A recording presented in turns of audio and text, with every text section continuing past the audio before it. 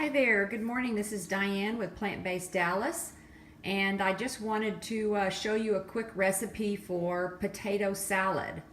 This potato salad is an all-in-one meal because I've actually added grains and beans as well, but most people won't even notice that. I started off with my jarred cooked potatoes that I boiled yesterday for a few minutes. Rinsed them and then let them cool and then put them in the jars for quick, easy access. I also used relish and mustard, and you can use any kind of relish, any kind of mustard, whatever your favorites are.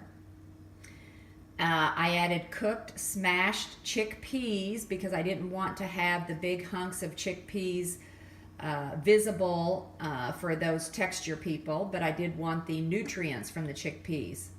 Also, I added some cooked farro that I made yesterday. I cooked my farro in the Instapot, rinsed it really well, drained it, and then jarred it up as well. So I have my grain, my bean, and all sorts of veggies. Out of my jars, I added red bell peppers. I added shredded carrots. I've got some sliced leeks in there. And I also added my tri-seed blend that I get from Walmart that you have seen before.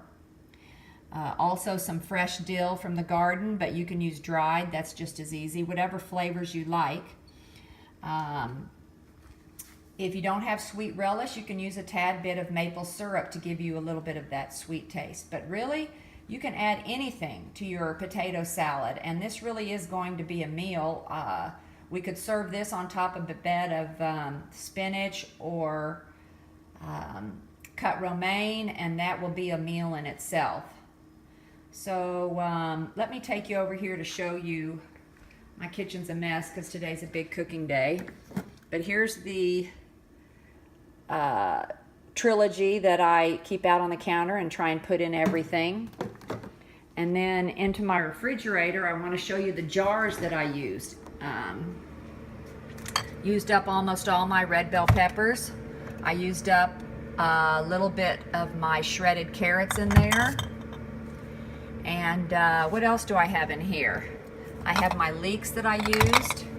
And you know, remember, I keep my turmeric and ginger. I urge all of you all to keep this in your fridge all the time.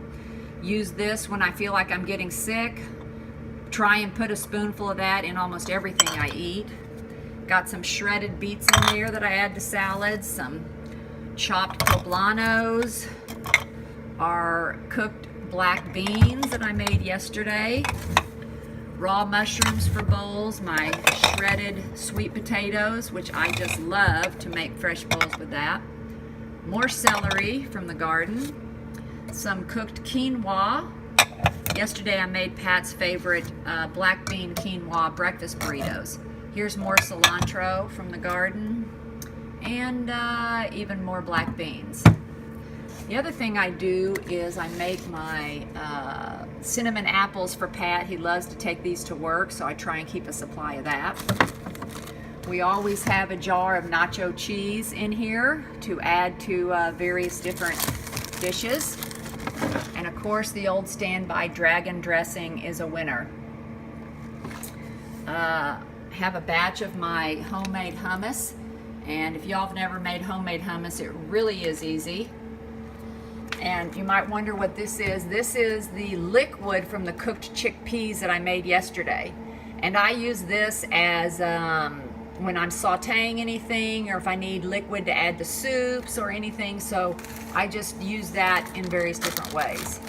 Oh, and here's the cooked farro that I made yesterday. Oh my gosh, this is so good, you guys. Okay, so after I cook it in the Instapot, I rinse it really well and drain it. And this morning, I just added a bunch of frozen berries to this with a little bit of soy milk and cinnamon and flax meal and heated that up. It was like a dessert, you guys. So, so good. I even left a little bit for Pat, and he scooped his up as well. So anyway, here's the bread we get. I like this Ezekiel bread. It's in the refrigerator section.